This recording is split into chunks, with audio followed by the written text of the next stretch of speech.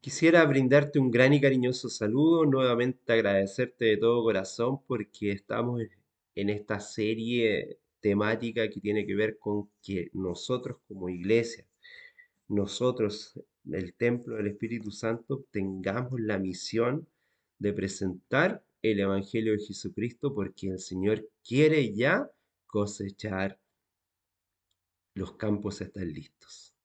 Lo pudimos mirar en la primera parte. Y tiene que ver con la oración, tiene que ver con lo que nosotros presentamos desde un inicio. La oración del Señor que nos invita eh, y que Él nos recalca, ¿cierto? Mencionando de que roguemos, roguemos pues a Dios, al Señor de la mies, al Señor de los campos, al Señor de todas las naciones, que envíe obreros a la mies. Nuestro mensaje es que podamos cumplir este mandamiento de Jesús. Oración, una oración puesta en los obreros, pero una oración también en que tú y yo nos transformemos en obreros por la causa de Jesucristo. Cristo nos enseña de esa manera una escuela de oración, una escuela en que tú y yo estemos orando constantemente por cada oportunidad que tú y yo tengamos para presentar el Evangelio. Y el Evangelio no es una ideología, es una persona que se llama Jesucristo. Quisiera introducir este, esta segunda parte leyendo un versículo de introducción que también tiene que ver con lo que estamos hablando y que quiero que sea una realidad en tu vida y en la mía. Para ello quiero invitarte a que puedas abrir tu Biblia en el Evangelio de Juan, capítulo 4, Evangelio capítulo 4, verso 35. Esta es palabra del Señor Jesucristo. Y vamos a leer el versículo 35 y después vamos a mirar un poquito lo que el Señor nos muestra a través de la escritura y en qué contexto lo está diciendo. Para ello te invito nuevamente a decir Evangelio de Juan, capítulo 4, verso 35. Dice, ¿no decís vosotros, aún faltan 4 meses para que venga la siega? He aquí os digo, alzad vuestros ojos y mirad los campos, porque ya están blancos para la siega. Con estas palabras del Señor Jesucristo, quiero invitarte a que podamos orar y realmente poder ya de una manera verdadera hacerle caso a nuestro Señor Jesucristo. Eso es el mensaje. Querido Señor, te damos las gracias infinitas porque tú eres un Dios de amor, un Dios lleno de claridad y de gracia. Nosotros miramos con ojos humanos, Señor, pero tú miras con ojos divinos, Señor. En el contexto del versículo, tú muestras que los seres humanos miramos de manera equivocada. Las personas que creen saber de la cosecha ven de manera tardía. Dicen, como leíamos en el versículo, faltan 4 meses para que venga la cosecha, para que venga la siega. Y tú, Señor, nos estás diciendo claramente que la cosecha está lista, que los campos están blancos y listos, preparados para la cosecha. Ya ha habido mucha gente, muchos hermanos que con el Espíritu del Señor, con el Espíritu Santo, por más de 2000 años se han dedicado a la siembra. Hoy día es el tiempo de cosechar. Hoy día es el tiempo, Señor, que tú nos has llamado por intermedio de la oración a que podamos orar también por otros, para que el Señor levante obreros para que puedan cosechar, porque es el momento de la siega. Señor, quiero pedirte de manera muy especial que en cada lugar, que en cada rincón del planeta, que en cada iglesia, que en cada templo, el Espíritu Santo pueda tocar el corazón de las personas y hoy día comencemos a cosechar. Comencemos a cosechar. Por mucho tiempo hemos sembrado, o por mucho tiempo muchos hermanos se dedicaron a sembrar la semilla del Evangelio, pero ya tú nos estás diciendo por medio de tu palabra que es el momento de cosechar. Señor, hay una urgencia de la cosecha, hay una urgencia de la siega, hay una urgencia en que nosotros seamos esos testigos verdaderos, esas cartas abiertas para que podamos compartir el Evangelio y compartirte a ti, Señor.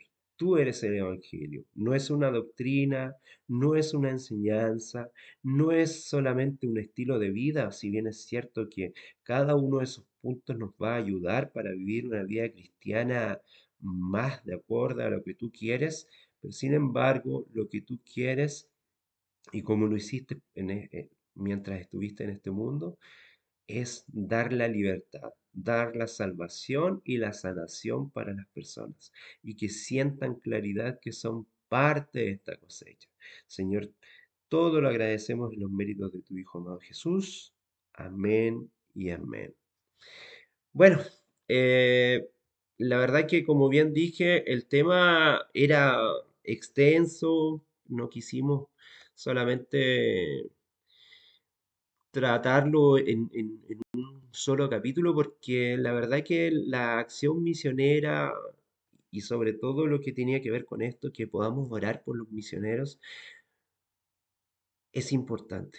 El Señor nos llamó a que pudiésemos orar por los misioneros. Como bien decíamos, la mies es mucha, los obreros son pocos. Roguemos, oremos, oremos, oremos continuamente para que Jesús, para que el Señor, para que el Espíritu Santo envíe obreros a la mies. Pero ¿sabes qué? Mi oración y tu oración debe ser más puntual incluso y más clara, sino que esto de rogar pues al Señor de la mies que envíe a obreros a la mies es hacernos cargo, hacernos cargo, hacernos partícipe y asumir un compromiso con el Señor. Ruega por ti, mi invitación hoy es que ruegues por ti para que tú seas ese obrero, para que tú seas ese misionero. No estés rogando por otro, tú también eres un misionero. Eres un misionero cuando hablas del Señor, eres un misionero cuando estás dando testimonio en tu vida de quién es Jesucristo. Eres un misionero cuando entregas un tratado. Eres un misionero cuando a lo mejor compartes un libro. Eres un misionero cuando invitas a alguien a tu iglesia. Eres un misionero cuando invitas a alguien a escuchar una alabanza, cuando le presentas una canción cristiana, cuando lo invitas a escuchar una radio, cuando lo invitas a ver un video como este, eres un misionero. Que no se te olvide. Ruega pues que tú y yo nos transformemos en misioneros. No estés pidiendo por el hermano que está al lado para que se transforme en un misionero. Pide por ti para que tú te transformes en un misionero. Esa es la misión. Un misionero o una misionera del Señor. Para que tú y yo seamos real sacerdocio. Si creemos en el sacerdocio de todos los creyentes, tú, yo, y cada uno de los que está en tu iglesia o en la mía se debe transformar en un misionero porque la mies es mucha y porque si tú, como dice el Señor, si tú miras los campos, como dijo el Señor Jesucristo, no, nos faltan 4 meses, ya los granos, ya la siega está lista, los campos están blancos para que puedas hacer la misión. No tienes que esperar que se cumplan ciertas señales, no tienes que esperar que pasen ciertas situaciones, no tienes que esperar para que el mundo viva una catástrofe más grande y te pongas recién a presentar un mensaje. No tienes que esperar jubilar para empezar a darle tu vida a Cristo. No tienes que esperar reducir tu hora de trabajo para presentar un mensaje. No tienes que esperar eso. Comparte lo que tienes, comparte el mensaje de la salvación, comparte el mensaje de la liberación que puedes encontrar en Jesucristo. Hay amigos, hay amigas y personas que están esperando reducir su jornada laboral, dejar de trabajar, eh, jubilar, tener tiempo para ser un misionero. El tiempo es hoy. El tiempo es hoy. Hoy es tu tiempo, el día de mañana tú no lo conoces, el día de mañana tú no sabes si estarás vivo, tú no sabes si tendrás una enfermedad, qué pasará contigo. El tiempo que el Señor te ha determinado que te transformes en un mensajero con una esperanza, un mensajero, un ángel con un mensaje de transformación, un mensaje de libertad es hoy. Ese es tu compromiso con el proceso de evangelización. Las iglesias hoy día están llenas de métodos, de planes, de metas, mm, planifican objetivos, hacen ciertas labores, pero pocos son los que ciegan. La gente no quiere comprometerse y olvidar que el Evangelio fue entregado a la iglesia, a cada uno de nosotros, a esta asamblea. Y un día tendremos que dar cuenta a Dios en ese sentido. Nada funciona sin un propósito, sin un compromiso y sin una persistencia. Nada puede funcionar si tú no tienes un compromiso y una persistencia. Hay gente que ha orado por años para que el Espíritu Santo toque el corazón de alguien.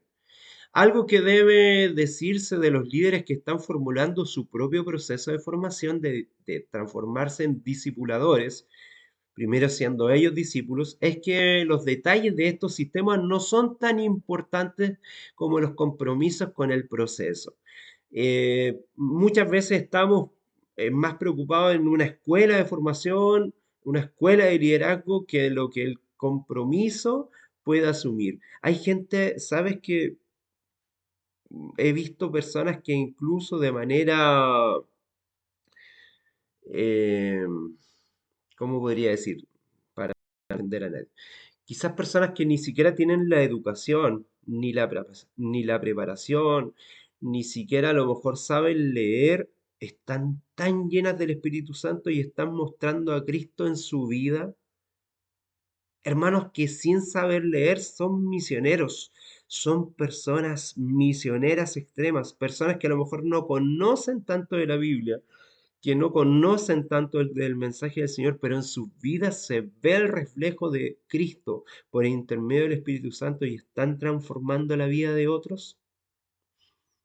Y no están esperando jubilar, no están esperando tener un poco más de recursos, no están esperando tener un poco más de dinero para vivir más holgadamente y dedicarse a tener un poco más de tiempo para presentar el mensaje, sino que lo hacen por medio de su vida de una manera práctica, de una manera genuina. Ese es el compromiso con el proceso. Podemos tener miles de estrategias, miles de fórmulas, miles de materiales muy buenos, miles de estudios bíblicos, de libritos, de tratados que nos puedan llevar a entregar un mensaje clarificador. Pero el principal mensaje es tu testimonio y el mío. Cartas abiertas para comprometernos con un mensaje, porque el Evangelio es una persona, no es una ideología. Mi punto es que ningún proceso de discipulado funciona de manera automática o independientemente de nuestro compromiso de hacerlo funcionar. Siendo así, la iglesia debe ser misionera, lo que a su vez comprende un poder, que es el poder de Dios y la necesidad de la oración para que Dios envíe, capacite y mantenga a nuestros misioneros.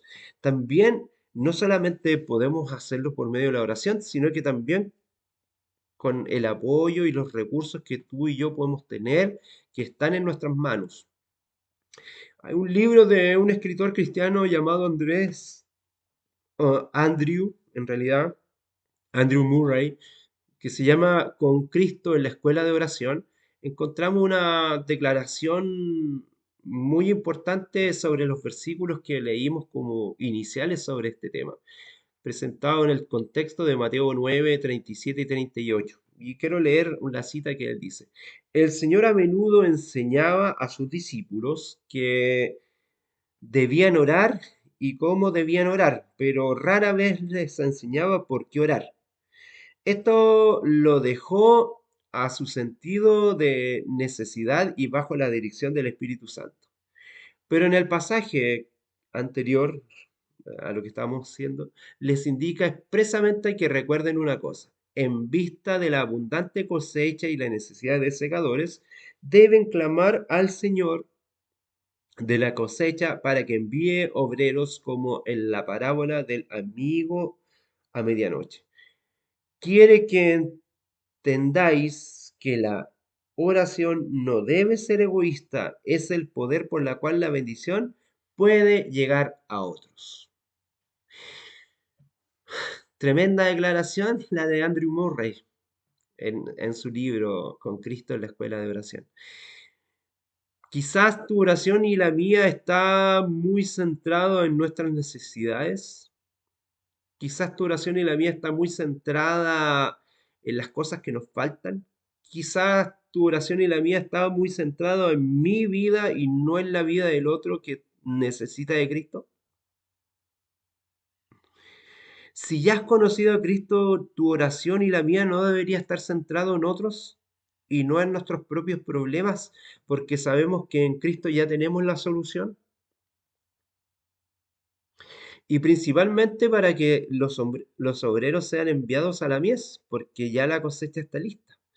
Y en segundo lugar, para que tú y yo nos transformemos en esos obreros, porque la oración no puede ser ajena a lo que tú estás pidiendo. Tú puedes estar pidiendo porque se levanten 7000 hombres que no se han arrodillado frente a Baal, pero ¿y tú? ¿No eres dentro de ese grupo?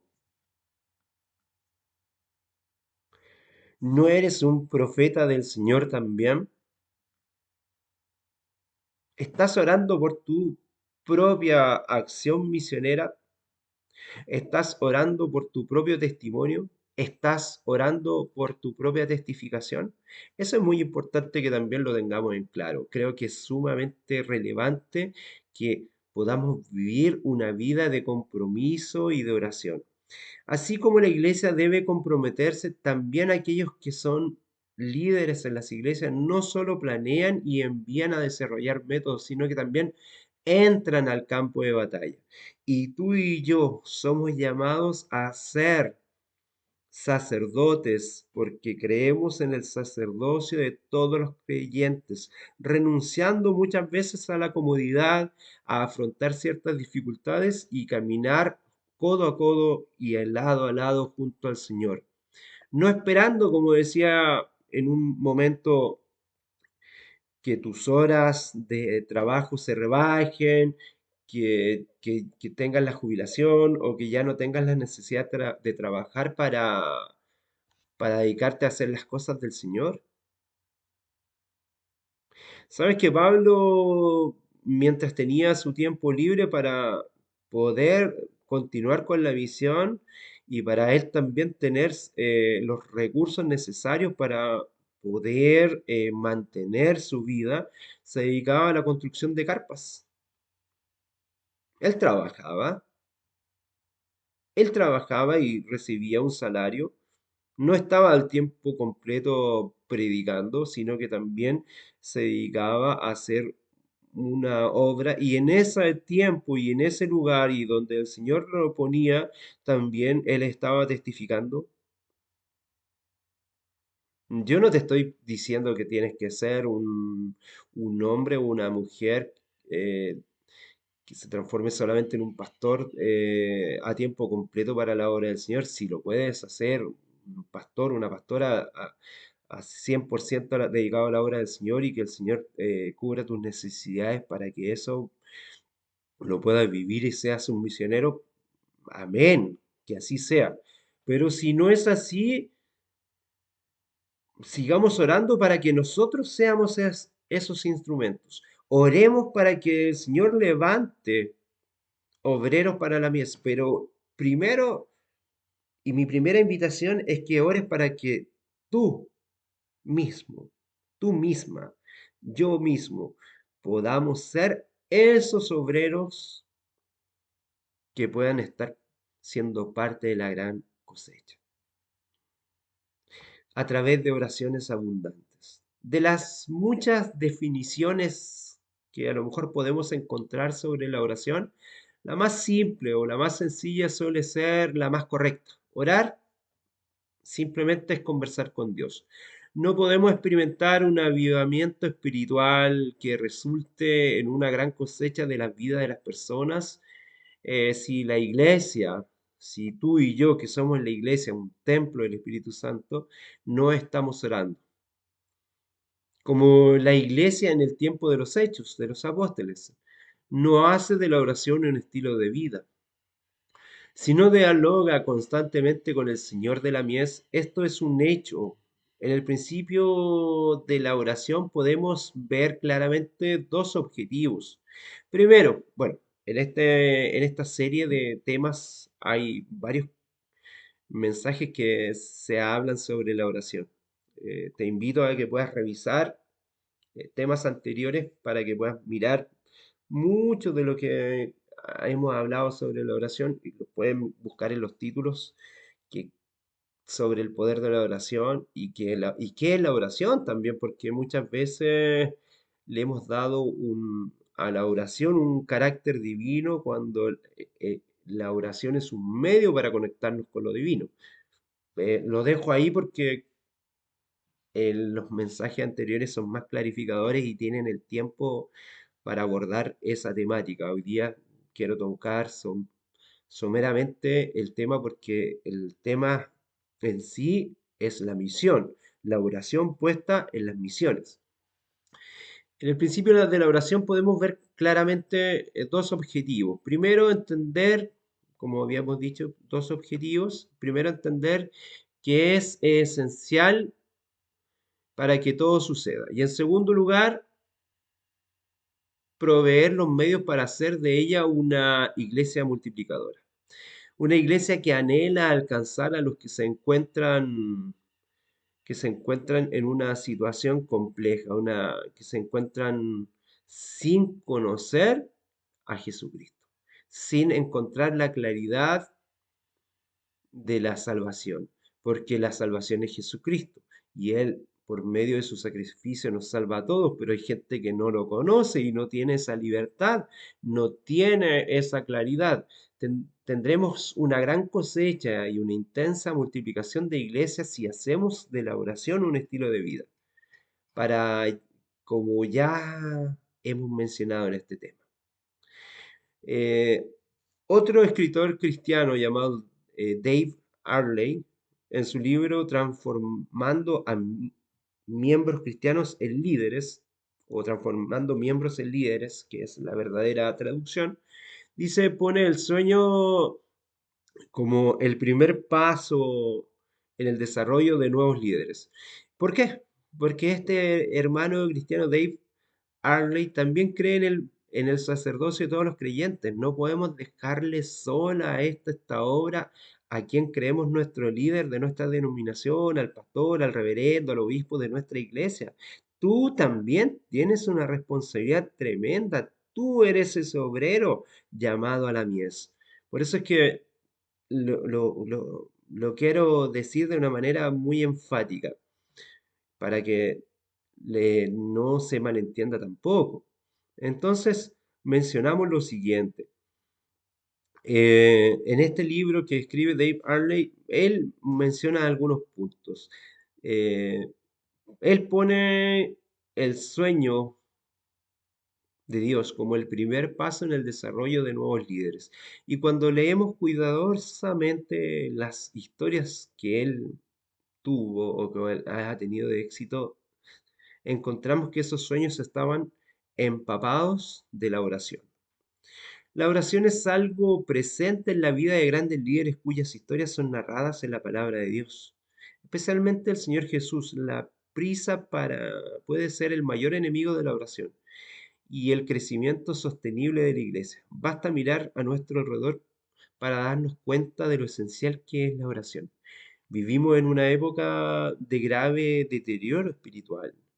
Solo la acción de Dios en respuesta de las oraciones de su pueblo puede cambiar esta realidad. Así lo presenta Segunda de Crónicas, capítulo 7, verso 14. El factor de la oración trae un recuerdo precioso y alentador.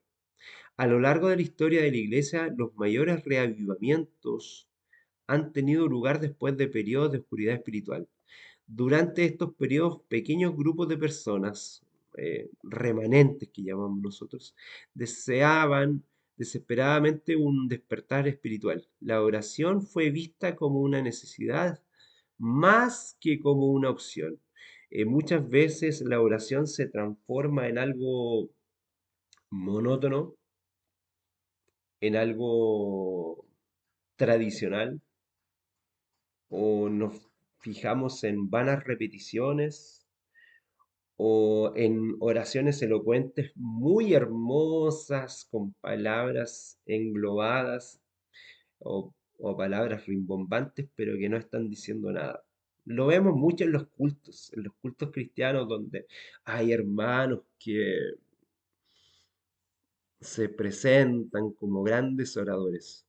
Pero la oración verdadera es la oración privada que tú tienes con Dios. No es la oración en el culto, es la oración genuina que tú vives en tu experiencia personal con el Señor, principalmente para este proyecto, que es el proyecto de Dios, ser un misionero, ser un misionero en el lugar que el Señor te ponga.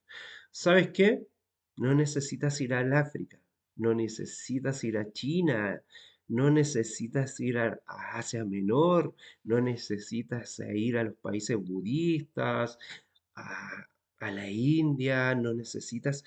Y si el Señor quiere enviarte para allá, Él lo va a señalar. Tu misión cristiana puede estar a la vuelta de la esquina, o más cerca que la vuelta de la esquina. Tu misión está en el lugar donde el Señor quiere que tú te transformes en ese mensajero de esperanza, en ese ángel que entrega un mensaje revelador porque la cosecha está lista, porque la cosecha ya vemos que los campos están listos para ello. Es por eso que el Señor Jesucristo